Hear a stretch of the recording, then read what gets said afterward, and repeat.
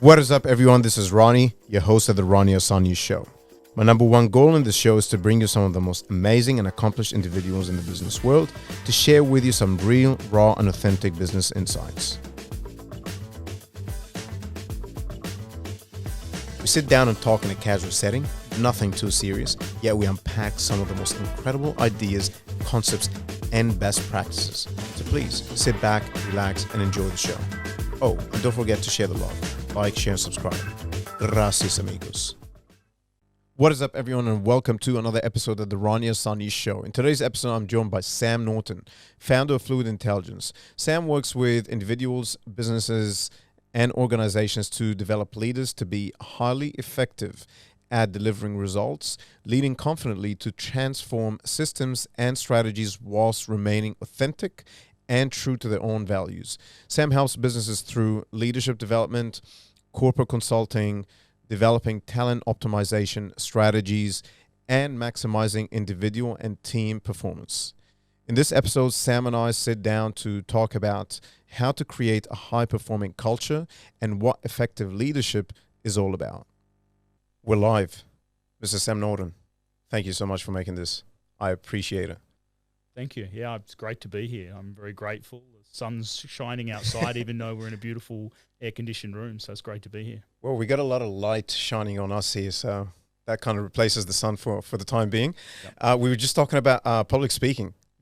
What an interesting thing. Like, you have done a ton of public speaking. You were saying earlier, just a few moments ago, from the age of like when, I guess, you were in high school or something? Well, primary school at first started. Yeah, I got to be school captain in primary school of a very small little rural school. Yeah, that was where it first started. And then high school, I carried that on and got to be school captain. So I got to be, up in front of the microphone and leading from that side of it. Then it flowed into university, where I used to go out to school groups and talk to them about university and what life was like. And then it carried on through there, then into being on stage, talking about behavioral science and leadership and, how to be able to perform at high levels. Yep.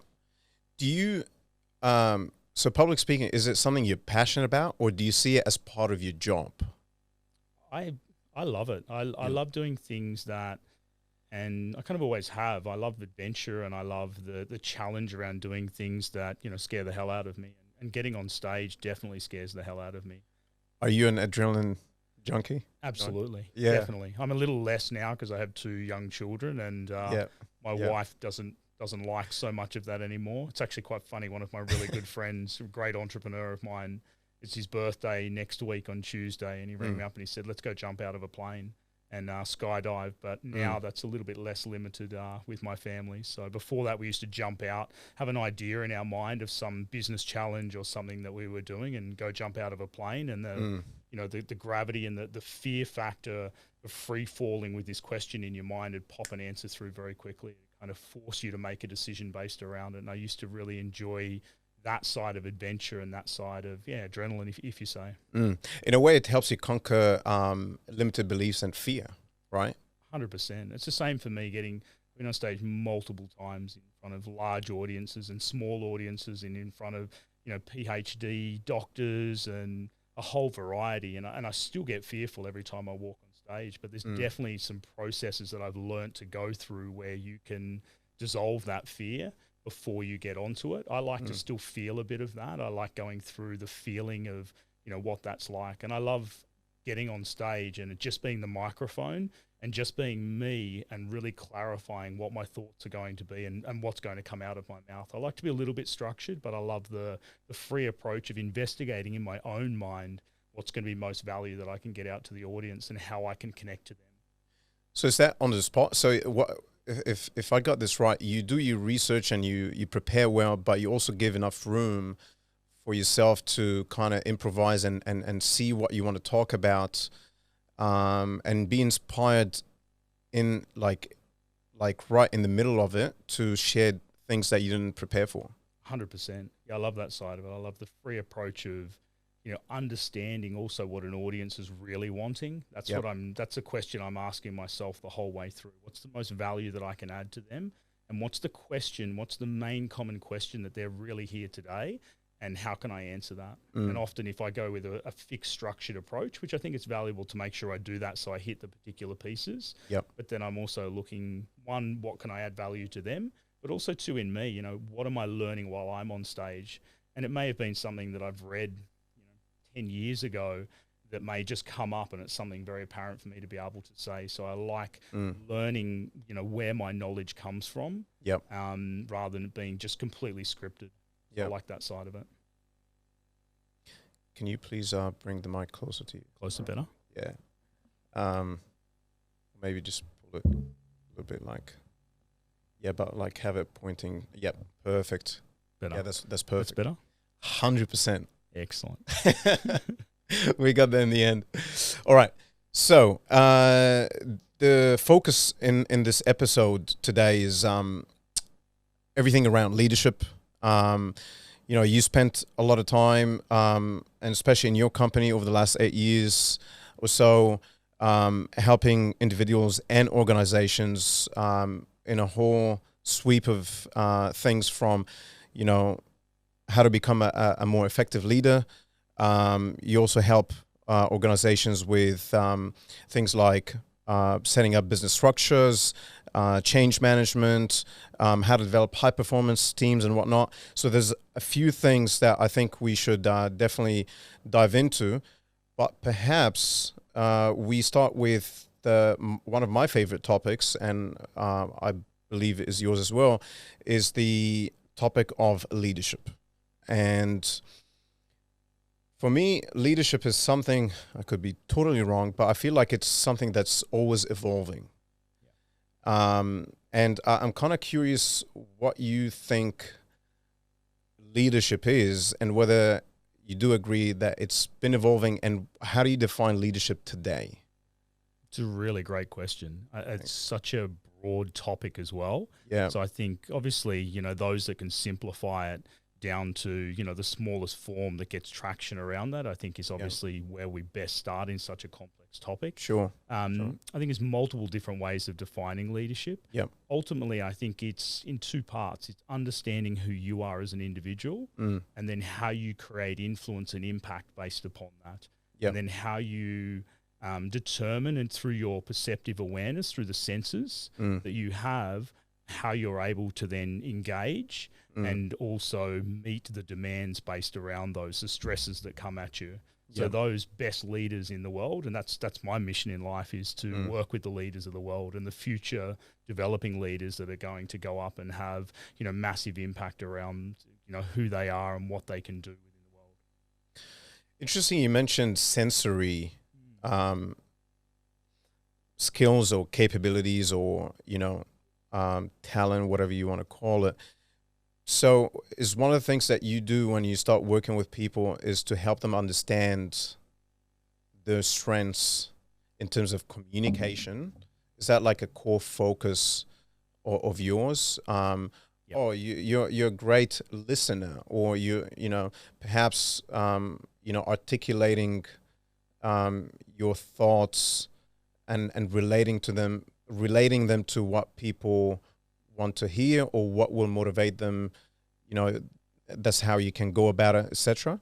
100%. So for me, that's definitely one of my specialty areas, is around language. Yep. And understanding communication. So I'm a great listener, and that's what we're sitting here talking. I'm looking for subtle cues in your language, whether you're, hanging on a particular word, how you're saying it, what the meaning is behind that. Because for me, that really gives rise to a whole data of information that we can utilize to be able to help people develop, but also to understand, if they're having any current fears or challenges at the moment, if there's any shame or guilt that's sitting there.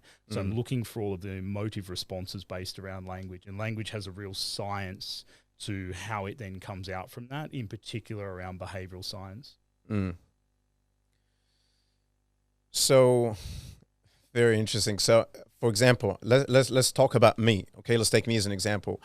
Do you notice that, that I know that about myself? When I talk, I make eye contact, but I spend a fair bit of time looking away to, searching for ideas, searching for certain things I want to say, and then I direct back Yep. Did you notice that? Absolutely. So when you look at that, how do you assess that? Is that something that tells you I'm avoiding eye contact, or does it tell you that perhaps I'm thinking about certain things? Or Yeah, that's absolutely it. So Yep. that's a normal behavioral response. Yep. Is when we look up, we Yep. left, and we're actually searching. We're searching for ideas, and we're using our mental capacity to recall information. Yep. So when you're doing that, you're thinking about what ideas you're wanting to construct, and you're utilizing that information or body of information that you have. Yep.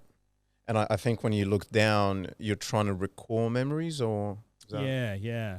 I The read other that one, somewhere back in the looking day. up and left, and you try and smile when you're looking up. So if you look up to your right hand side and try and smile, Yep. it's really difficult to do. But if you look up to your left, you can easily smile. That's really interesting. So it's kind of a sensory stimulus around it as well. And there's a whole, I do a little bit around that, but that's obviously not my specialty. But there's a whole other field in terms of, what you do with touching your face and, particular body language that comes from that as well. But my NLP? skills, NLP, yeah, Yep. my skill set's around language construction. Interesting. So the choice of language, what words I use, and how they make me feel, how they make other people feel. Wow. Okay. Absolutely. And also then, obviously with teams and things, we're looking at it from that response. We've got a leader who's up, talking to their team, and they're inspiring their team to be able to, deliver this next project that they're currently working on. Is, how they formulate that to get engagement and traction within their team as well. And what particular, keywords really have a resonance for them themselves, but also too with the group as well. So back to leadership. Do you find that, how would you, if you were to put leadership in the, I guess, top 5, top 10 things that contribute to an organization's success, where would you rank it? Like, would you say it's in the top 3, top 5, and, the impact of it on the growth of companies? Because a lot of people say, okay, great, but it's also hard to measure. It's one of the things that are quite hard to measure, right? Because it's subjective. Yeah, absolutely. I think the measurement around that is getting much better now. We're having, much more better ways of being able to track that. I definitely think leadership is, if not one of the top, in terms of, how to be able to progress and to build and to grow a company. I'm not sure the exact stats on it, but there's probably only about 3 or 4% of businesses out there that don't really require people. So the greatest asset for, the majority of companies out there is their people. Without their people, they're ineffective and they're unable to deliver around it. So for me, learning ways and strategies on how to be able to develop and to build the leadership capacity and capability of your staff and of your people, instantly we get a correlation curve that, builds and grows companies. Do you believe that, like a lot of skills and talent, there's always the debate of, is it biological or is it, something that you can work on, nature versus nurture? How much, if I'm someone who, I look at myself and I say, look, I don't think I'm a great leader, right? And I look at someone who everyone can agree is a fantastic leader. Do you think it is possible for someone who considers themselves to be an average or below average to be at the top, at the pinnacle of leadership?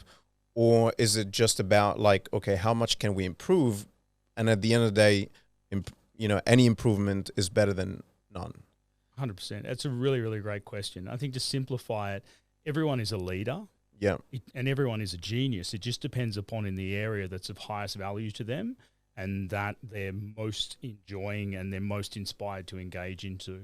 And I think it's a bit of both. I think that, there's some inherent things that we pick up through our childhood from parents and, doing a variety of bits and pieces through that. But I also think it's then what we're most inspired to carry on based upon that. So I think, can we develop that? 100%. And I look at it, my background also, I was an elite athlete for about 10 years. And I definitely kind of the infancy stages, I was not the top athlete by any means.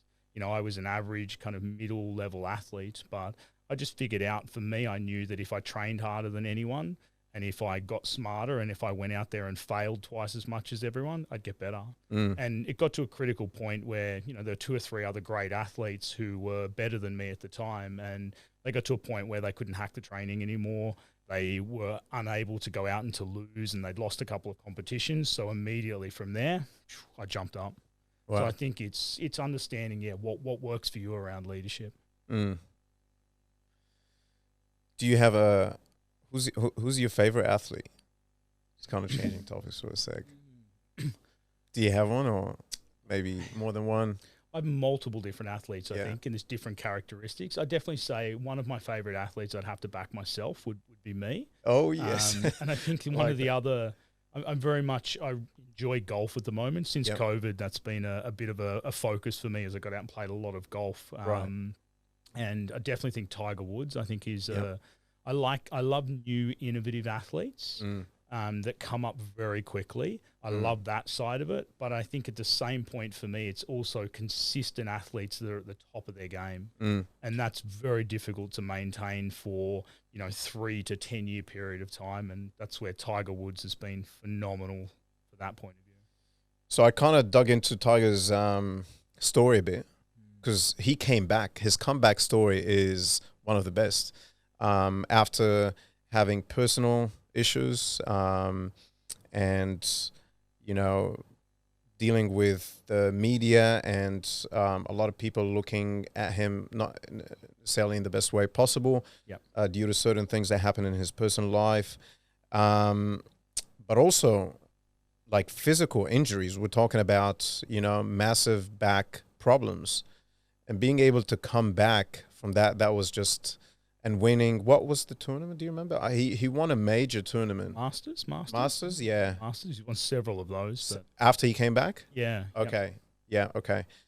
And for me, coming back is a lot harder than going to the top. 100%. And great athletes can come back. And that's, definitely for him, a lot of people kind of wrote him off through, the personal issues and the other bits and pieces of what he went through, and then to be able to face the adversity and the criticism of that. So a great leadership principle, and this can often be a little bit challenging for people, but for those leaders that rise to the pinnacle of the top, they're able to be a hero and a villain. So they're able to own both sides of who they are. They're not just addicted to the praise. And any leader that you speak to that it's at a very high, considerable level, the amount of conflict and the amount of challenge and legal cases and the things that get thrown at them. And that's often where I work with a lot of, leaders around that want to get to that pinnacle. But I always remember I sat down with he's a great billionaire, a client at the time, or actually it was a colleague, he was a good friend at the time. And I wanted to get into his life to find out what it was like to be him. And I remember sitting down with him and he took me through, all these great pictures of him meeting presidents and, the great side of it. I was quite young at the time. And then he sat me down and he showed me the other side. He showed me, the legal cases. He showed me all of the emails of people, writing him off. He showed me, the amount of challenges financially around it to hold his global patents around the world and the cost and I just sat there and I thought, man, I can't handle that. Like right now for me to step into where you are, I just couldn't handle that. Wow. So what I initially then did was went to look at, what it's like to handle, that amount of challenge and that amount of criticism to get to the top. So I think it's wise for people to understand how to be a hero and how to be a villain, and what it takes to be able to own both sides of those. Otherwise, we continue to keep spiraling or circulating at a certain point because we get addicted back to the praise or to the influence around it. And we see a lot of that. There's some elements around that with, Tiger Woods. There's elements of that with multiple different people where they get to a certain level and it's kind of they get to an ego stage and they get really infatuated around it. And they bring in humbling circumstances to challenge that dynamic. Such a good way to put it. To be a hero, you got to be a villain. 100%. You can't have one without the other. It's just a universal principle, particularly in leadership as well. And I think at the adverse side of that as well is then, making sure that you can own the leadership dynamics that you see in those leaders. Because that's one of the biggest things. When I sat down with that gentleman, who's become a great colleague of mine now, there were so many things that I saw that he had inside of him, this level of genius, this being a polymath, the financial assets that he'd been able to accumulate, the stages he'd been able to walk to speak on. And that for me was then going in and owned where I'd actually demonstrated that currently in my life. Because of all of the leadership is basically broken up into about 4,228 traits.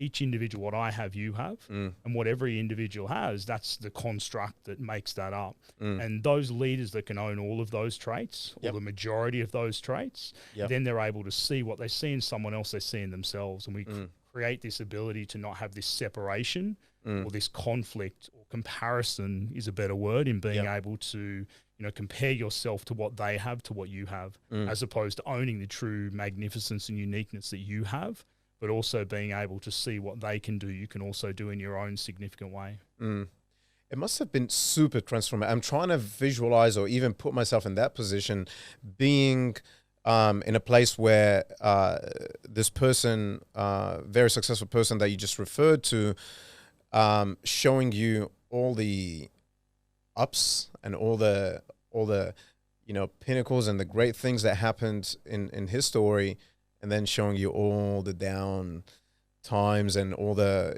struggles. Because I think a lot of people, I don't want to turn this into a motivational conversation, we'll go back to leadership in a second, but a lot of people tend to look at leaders or successful people as, including myself, I've done this so many times, but just seeing the shiny parts and not realizing that to get to this shiny level, these individuals have been in the dirt a lot of times. 100%. And that's why it's wise to really, do governance. We say look at both sides. So you're also looking at the advantages and the disadvantages, the positives and the negatives. We're looking at both sides of an individual. So if we really truly do governance around it, just like when we go in to invest in a company, we do governance around it. So we're not just attracted to the shiny things, we're also looking at the downsides and the ramifications based around it. Because if we can deal with both of those, then it becomes to a situation where it's not in the way, it's on the way to the direction of where we're going. Like for you, we chatted before around, you wanting to go out and interview 1,000 different people. There's, some of the challenges we spoke about, camera gear and getting these things set up and doing all the variety of things that come along with it. That's the challenges that you face on the obstacles of creating the opportunity for what you want to do.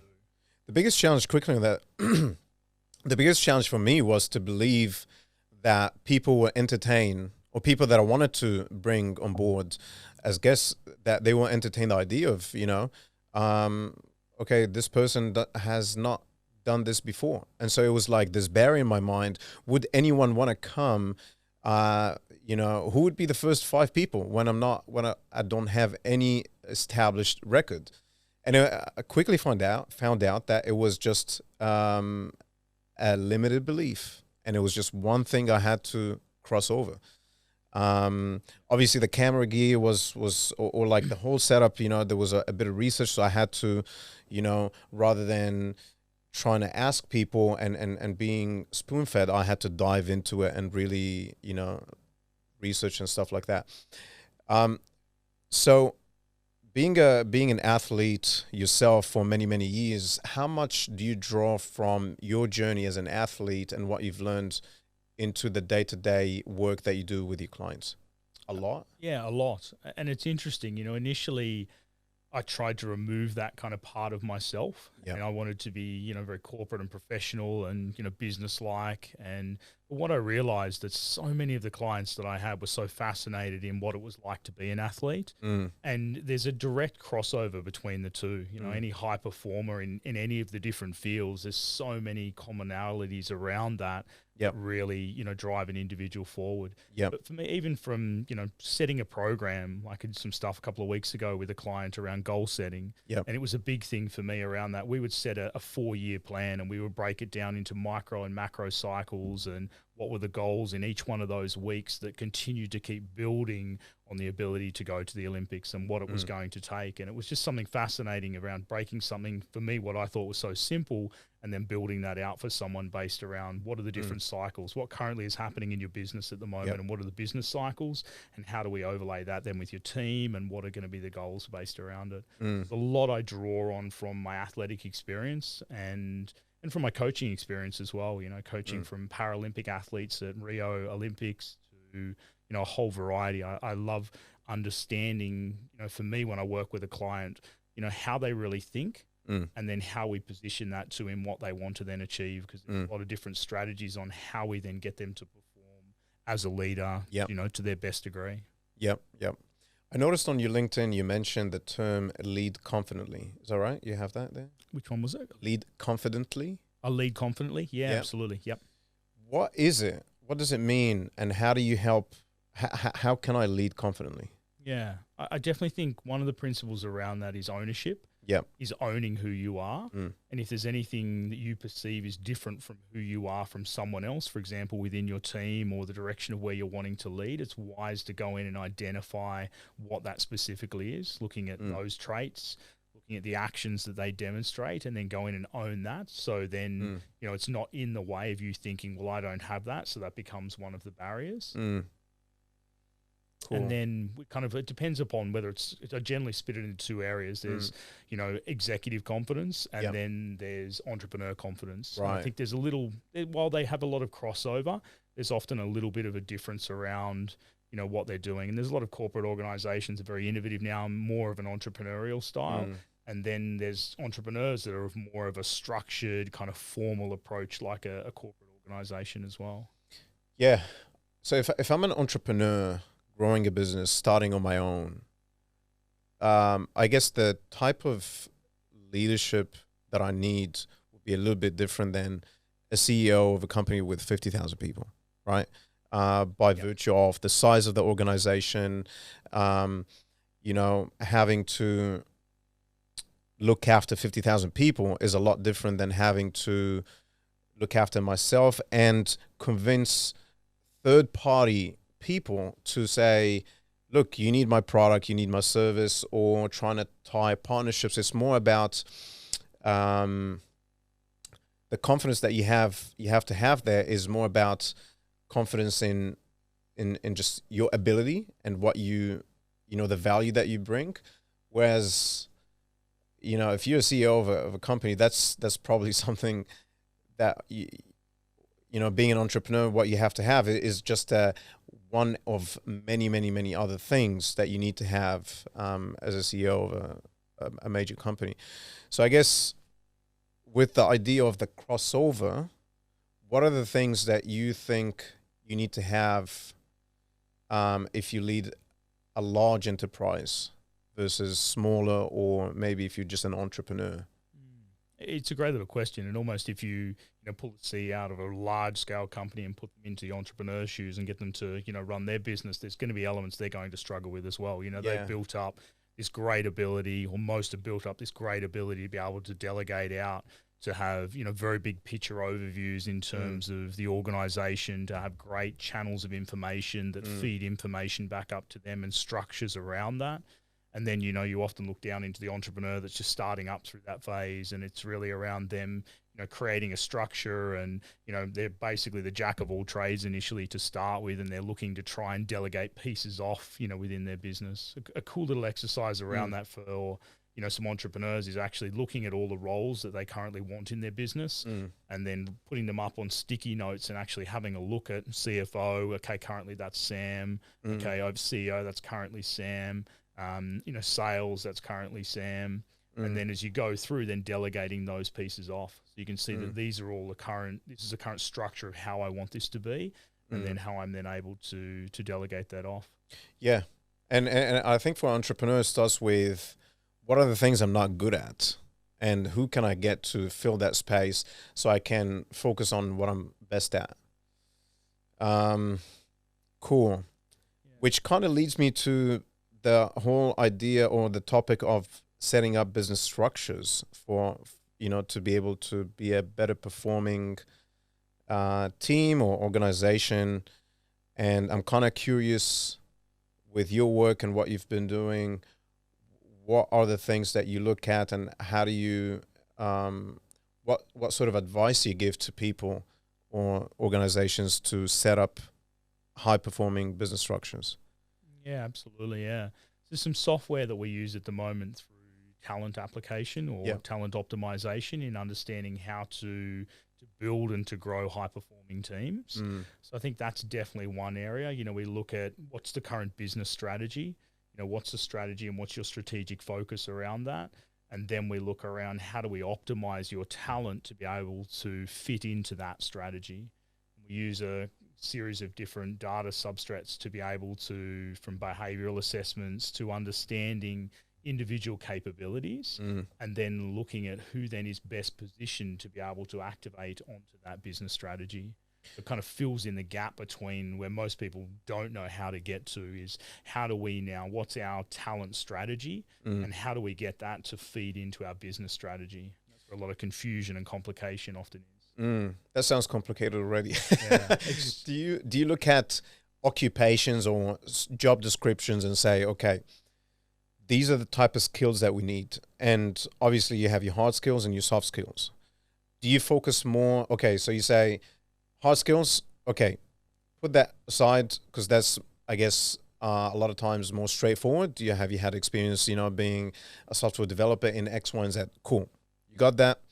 Your hiring manager approves, thinks that you are great in that area. Cool. Now let's look at soft skills. Do you try to translate what the job entails and requires to be a high performer from a soft skills perspective, and then analyze the different candidates and see how they match across that, and then look at maybe a threshold, let's say communication skills. Maybe that's something that you need to kind of break down into, but just for the sake of example, communication skills. Ronnie's communication skills are at 60%, and this job requires you to be at, for example, 80%. So is that enough, or can we perhaps bring that person on board and upskill them or train them on that differential there? Or and I think it definitely sounds complex, but it's actually really simple to do it. So, for example, you'd send an assessment out to someone that takes 6 to 10 minutes to fill out. And from that, there's been over 2 million of those assessments done. Yep. And from that, we get some great data based around, what are their behavioral needs? What do they need to be a high performer and to perform best? Yep. And then what drives do they demonstrate and display within the organization, within their work capacity? What are their drives? And those drives we see, walking around.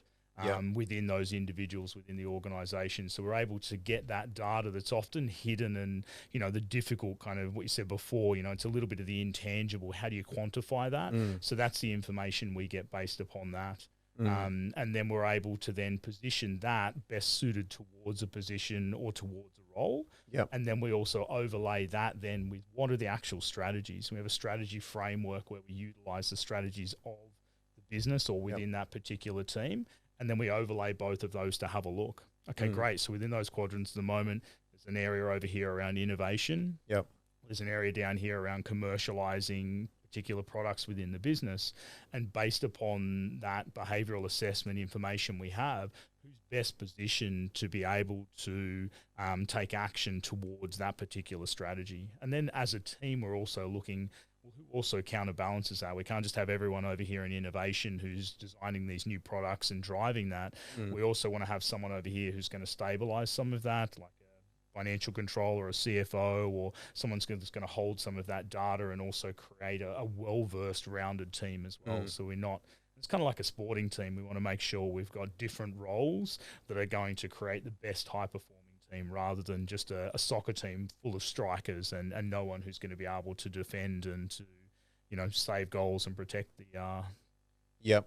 Do you also look at how different teams, how a team is comprised and how teams work together, and what are the bottlenecks in terms of the structure, the nature of the work, and how you can improve the way they work, from communicating to, everything, all the little details of how meetings are set up, how agendas are set up, how they run them, things like that, and what are the areas that are causing maybe friction or leakage, if you will, and how they can be minimized. 100%. Yeah. Even to the point of view, from this type of data, you can understand. And the way I think about it to simplify it is, if I'm going to go in and to work with that individual or communicate with them, how do I come to their level so that I can understand how they perform best? Because if I feed that information to the way they perform best, I'm going to get the best performance out of them. And it's going to be more of a win-win situation for both. And then in a sense, if they want to come to me, then how do they come to my level so that then we can communicate? And it's as simple as, for example, someone may be in an organization who very much prefers it more of a professional communication. So for them, it's more in the written form, it's emailing, it's making sure that you're setting meetings up with them. You're not just walking into the office unannounced. Whereas it may be the other way then for other people, it's around direct communication, coming straight in with those key pieces of information so they can make relevant decisions based around that. Even if that person prefers the written style of communication, if they're wanting to be able to go in and develop that relationship and, drive that particular team, then that's also what's required to get the best out of that individual to drive that. So we look at some simple key ways and strategies around, what are the key indicators and how do you understand who you're working within that team and how you're then able to position key pieces of information to drive that team. And it's a fascinating one of getting people, we get them to stand on the room, are you higher extroverted, are you a high extroversion or are you low extroversion in terms of the factors? And it's just light bulbs start going off when they realize, that's why when you walk into the board meeting and you walk around the table and you introduce yourself to everyone, you're a much higher B factor, whereas, we see someone who's a little bit lower, they're a little bit more reserved, they're listening for information, they're getting key pieces of information that way. And I think for me, probably one of the biggest takeaways that I initially got out of that, I'm a little higher in extroversion, was making sure when I was presenting or when I was talking in, key meetings, was to make sure that I also stalled at the end of my conversation, or if I asked a question and literally counted, not all the time, but counted to 10 seconds, because I'm then waiting for a lower extroversion individual who's thinking about it, processing it, running all the models in their mind, and then they're going to answer. But if there's someone who's a little higher extroversion around that, they're jumping straight in with new answers. They like to talk and then think and then get it out that way. So often that can be where we get a lot of, great ideas and contribution get missed also, around meetings and information. So I think it's great to understand the behavioral science of how, a collective group works together. Yeah. Very interesting. So an introvert or someone who's more introverted will have a bit of a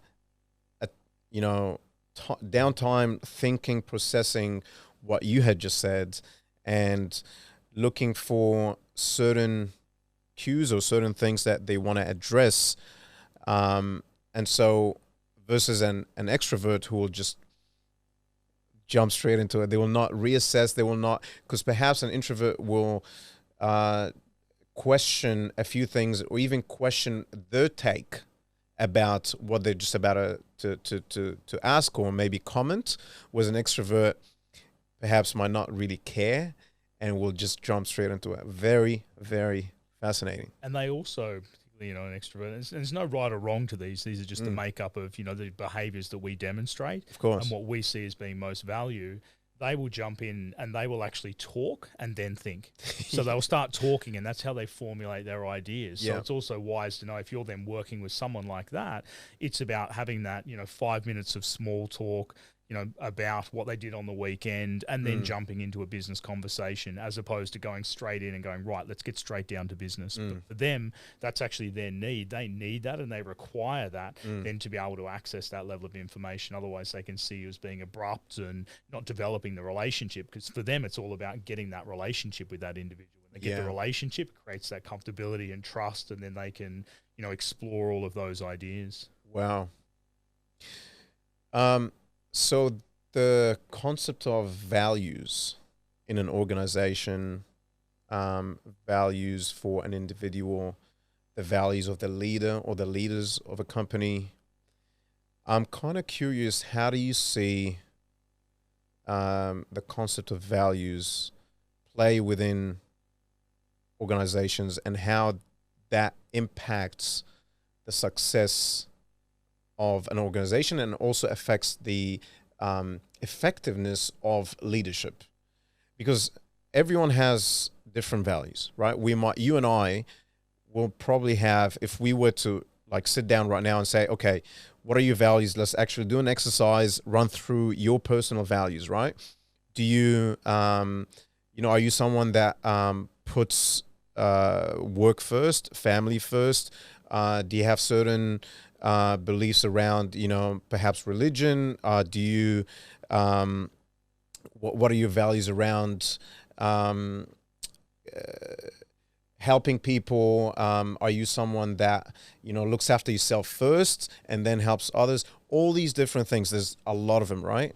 And I don't know all of them. I was just trying to put a few things off the top of my head. But how do the differences in people's values impact organizations, and how can leaders with their personal values, and I guess that is a super open-ended question, and there are a lot of mini questions in there, but I'm just kind of throwing some ideas.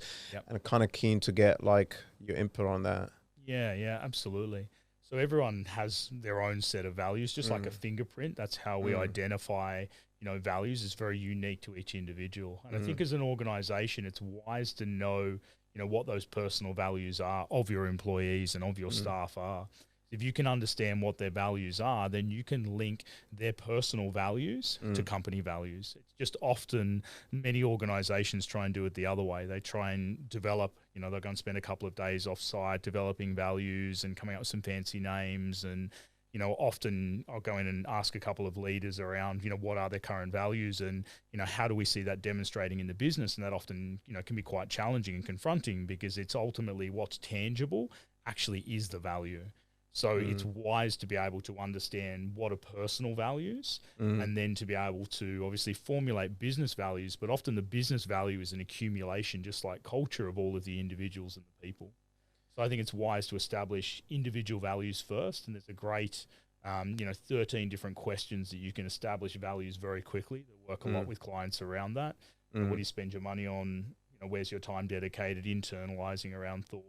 A whole variety of series of questions that will promote out and bring out what your actual value structure are. Yep. And a lot of people have fantasies around their values. They think what I value most is actually this, but it's not. What your life demonstrates is what you value. Your actions reflect your values. 100%. And I went through a great kind of transition around that, having two beautiful children, and that side of it, to me, before relationship was much lower in my values. My sporting career, my business accolades, they were much higher in terms of my values. And then going through the process of having children, it really shifted a lot of my values. And my top one is around raising a family of leaders, and that's very much from my clients, but also extends very much over into my family and my children as well. So that came up a lot higher to then. It was starting to conflict around some business meetings. My son would get sick, then I'm having to make a decision around what do. Do I go home and work with him as one of my leaders and help him to build up and to be able to increase his immune system, or do I go and currently work with a CEO that I'm currently working with at the moment? So I had a little bit of internal conflict around that. And so it was wise for me at that point to identify what my values were, so then I could understand how to be able to link that to my company values as well. And I think within a larger organization, we've done multiple programs around this as well. We're going to identify what are all the individual values, and then we then take the top 3 or 5 or however many values that an organization has got put forward, and then we do linking. We do a series of linking. Is how does my company values help me to fulfill my values? So what is my values? How's that going to help me to fulfill the company values? So if I meet my personal values, how's that going to help me fulfill the company's values? And we create a level of engagement, a level of inspiration for them wanting to turn up to work, because suddenly now they're seeing how it's going to help me raise my family to be leaders by going to work and by being able to link into, this courageous value within the organization to show that level of courageousness and to speak up around conversations and to, lead with authenticity or, based around that. But if we really distill them down, values are, a trait, an action, or an inaction based around what we actually do. But our life demonstrates what our values are. Yeah, a few interesting points that I want to kind of dive into a little bit more. So the first thing I got from this was a lot of people, a lot of organizations, that you'll find the management team or the executive team or, a bunch of people at the top, they kind of disappear. They just sit down and say, okay, what are the values of, or if it's a startup, whoever who's in charge at the beginning. So these are the values. These are the things that, we want to put at the top of the list in terms of values. And they go back to the rest of the organization and say, okay, guys, here's what your value should be, 9 to 5, not realizing that your organization is the product of the collective values of every single individual that you have. So it's about, yes, you also want to have vision and set certain values, but you also have to understand, okay, this is the DNA of our organization from the people who we currently have, and how do we create that connection, and how do we also look at their values and let those values drive our values? Is that a summary? Is that a... Yeah, 100%. And I don't think there's anything wrong with, going away and spending 3 days and formulating that. I think you've got to start somewhere. But I think it's then wise when you do have that to make sure it's a tangible application that you can see those values actually demonstrated in your organization, or come up with examples of what it actually looks like to behave that particular way and have that type of value within the organization. Because if it's not tangible, I've done this multiple times of going into organizations and, ask them, well, what are the values of your company? And you get a lot of blank looking faces because they don't know.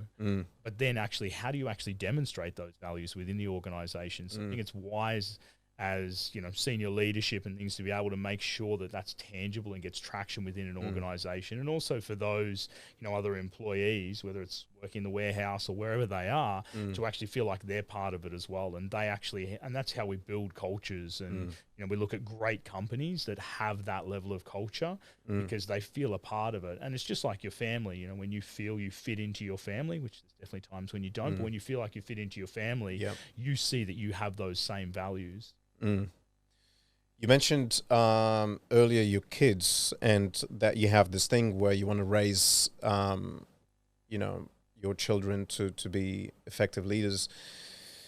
Do you see differences in how children or youngsters react to being mentored on leadership versus adults? Is it easier? Is it harder? It's 100% easier. So they don't have a lot of the built up accumulation that often gets in the way, these comparisons.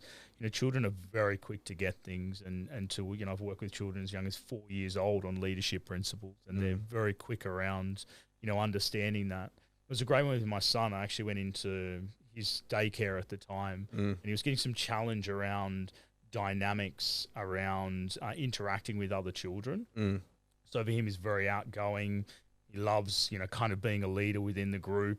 And he was getting challenged because there were particular kids that were wanting to play with him, that would want to play his games. And then there were other kids that didn't want to play his games, so didn't want to be friends with him. And initially he was getting quite affected by that. So we then looked at, well, actually, there's going to be times where if you want to play with them, you're going to require to meet them at their level and to go in and to play those games. There's also times where if you really want to play your own games and you're willing to do it on your own, then you absolutely go and, to be able to do that rather than squashing that and saying, you need to go and play with everyone. It's about, owning that individuality that you have. It's very fascinating to actually sit on the floor and actually walk him through the steps of it, and to give him the bigger picture of what the dynamics are. And, over at the moment, that young guy, young boy is, getting jealous at the moment because he's wanting to play in with you. So why don't you go and find out what he wants to play as well, and see if you can involve that currently in what you're doing. And it was very fascinating to watch the dynamics based around that as well, and to give him, an overview of the education around it. It's inspiring for me. Yeah, so his ability to apply what you just shared with him was far greater than perhaps sometimes talking to an adult, because of like his cup is empty, right? You just, hey, this is it, and they don't really question. There's no doubts, especially it's coming from a father too. It's like, okay, I'm taking this on board. Whereas, perhaps if you come and tell me, okay, Ronnie, this is what this is how you can improve. This is what you can work on.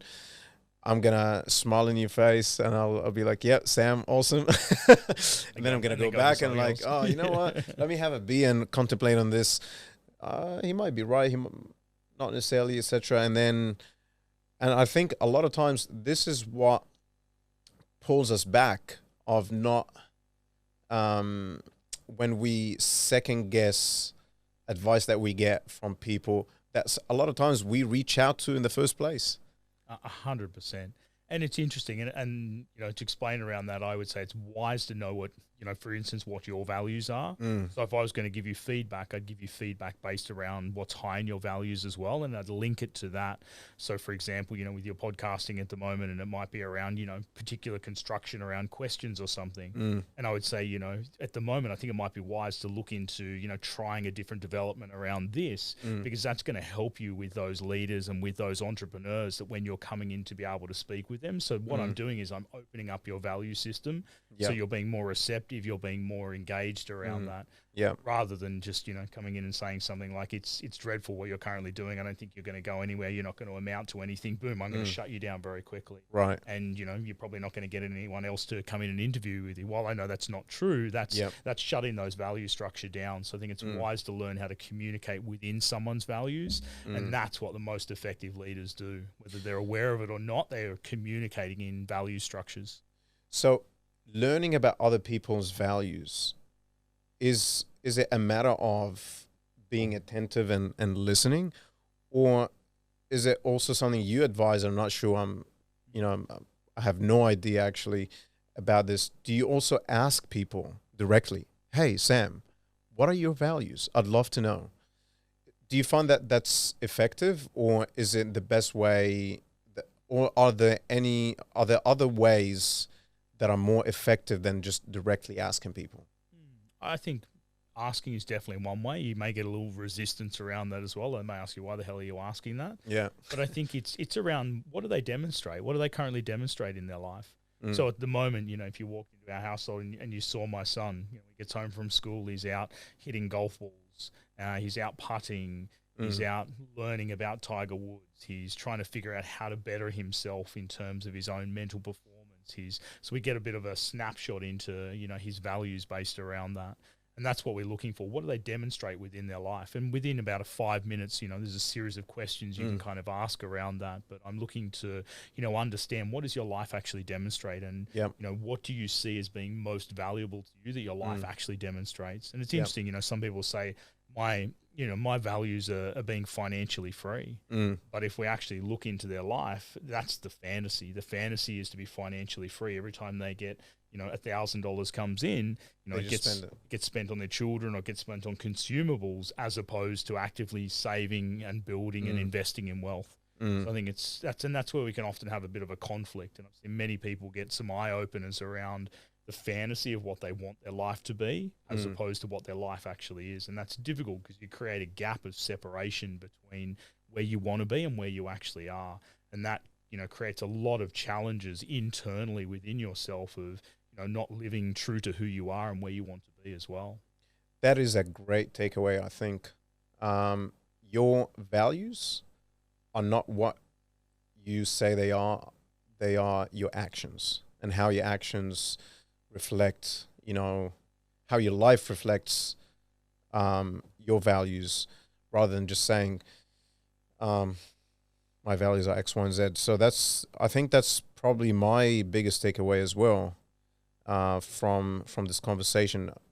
Probably have 5 or 6 other ones, but that is probably one thing that will stick with me after this. So thanks for bringing light on that. Are there anything else that you think we haven't gone over that perhaps we should? So good about. I think I'm be curious as well. Is there anything for your viewers that you think are some of the common challenges that they're facing, or is there anything in terms you think would be valuable that we could construct an answer to, or to solve some problems to? I mean, good question. I would have to say